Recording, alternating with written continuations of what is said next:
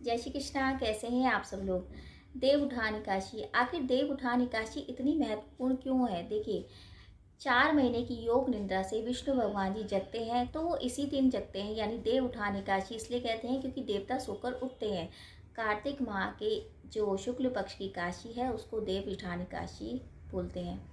अब इस दिन क्या है, मतलब इसी दिन से आपके घर घर के जो भी शुभ काम जो अटके हुए रहते हैं, 4 महीने कहते हैं ना कि सोए हुए हैं देवता, तो कोई शुभ काम नहीं होते, लेकिन इसी दिन से आपके शुभ काम शुरू हो जाते हैं। यानी कि जैसे विवाह है, या मकान में अगर गृह प्रवेश है, मुंडन है, या किसी भी तरह के संस्कार, अच्छे संस्कार इसी दिन से स्टार्ट हो जाते हैं। इस दिन तुलसी विवाह भी संपन्न करा जाता है, क्योंकि शालिग्राम से अगर तुलसी का विवाह संपन्न हो तो बहुत शुभता रहती है घर में। क्योंकि तुलसी माँ विष्णु प्रिया है, अगर इनका आप अच्छे से पूजा अर्चना करते हैं तो बहुत शुभता रहती है। साथ साथ अगर इस दिन आप तुलसी विवाह नहीं कर पाते हैं तो एक काम ये कर सकते हैं कि कम से कम तुलसी माँ का अच्छे से श्रृंगार करिए, उनको महावर, मेहंदी और लाल कुमकुम का जो तिलक है वो लगाइए, देसी घी का दीपक जलाइए, चुनरी पहनाइए, यानी कि उनको 16 श्रृंगार करके अगर उनकी पूजा करते हैं तो बहुत फल की प्राप्ति होती है। साथ साथ इसी दिन अगर आप किसी ब्राह्मण को अगर श्रृंगार का सामान दान करते हैं और दीप दान करते हैं, क्योंकि दीप दान बहुत ज़्यादा इसमें महत्वपूर्ण इसलिए है क्योंकि देवता उठे हैं, सो के उठे हैं, तो आप उनका स्वागत करने के लिए कि एक खुशी के लिए आप दीपक अगर दान करते हैं, साथ साथ घर में भी अगर दीपक को जलाते हैं तो बहुत शुभ रहता है, आपके घर में भी खुशहाली आती है। तो कोशिश ये करिए कि इस दिन आप दीपक का दान करेंगे तो बहुत अच्छा रहेगा। गंगा स्नान करेंगे तो भी अच्छा रहेगा। गंगा स्नान अगर नहीं कर पाते तो थोड़ा सा मतलब नहाने के पानी में आप गंगा जल डाल के उस दिन स्नान कर सकते हैं। बहुत से लोग व्रत भी करते हैं। अब ये है किस दिन, देखिए 14 तारीख को सुबह 5:38 से लेके अगले दिन यानी 15 तारीख को 6:47 तक एकादशी तिथि रहेगी।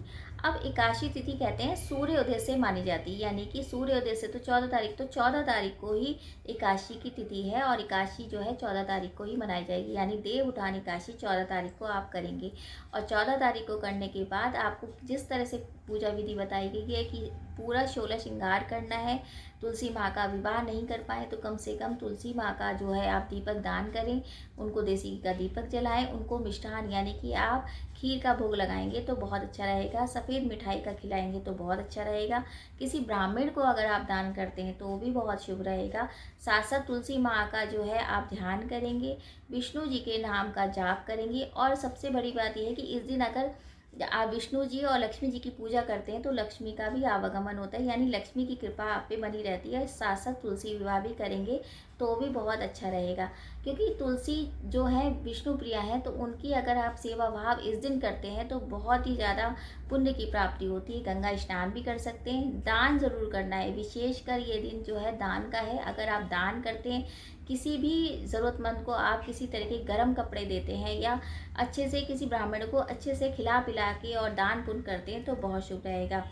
तो इस तरह से आप एकादशी के दिन अगर ये सब करते हैं तो आपको कहते हैं ये हैं कि एकादशी के दिन अगर हम ये सब काम करते हैं और अच्छे मन से सबको दान पुण्य करते हैं तो हमें वैकुंठ की प्राप्ति होती है और भगवान हम पे बहुत खुश होते हैं। साथ साथ लक्ष्मी माँ की कृपा बनी रहती है। साथ साथ आपको विष्णु के मंत्रों का जाप, लक्ष्मी जी के मंत्रों का जाप और तुलसी माँ की तो पूजा आपको करनी है। इस तरह से आप करेंगे तो तुलसी माँ भी प्रसन्न रहेंगी। साथ साथ आपके घर में कहते हैं ना कि तुलसी का पौधा आपके घर में खुशहाली लाता है, और जब हमारे घर में कोई विपत्ता आती तो तुलसी का पौधा सूख जाता है, तो उसकी अच्छे से पूजा अर्चना करिए, दान करिए। तो आप सभी को देव उठान एकादशी की बहुत बहुत शुभकामनाएं, और वीडियो अच्छा लगे तो शेयर भी कीजिए। जय श्री कृष्ण।